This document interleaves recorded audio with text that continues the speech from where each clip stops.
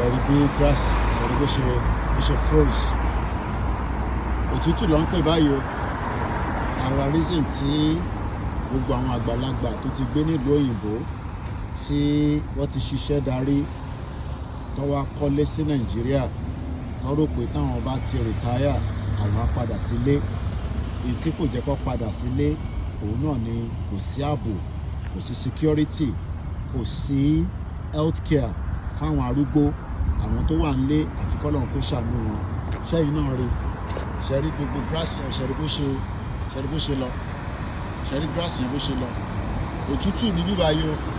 Gbogbo grass tẹ̀ ń wò yìí, it is cold. That is how freezing they are.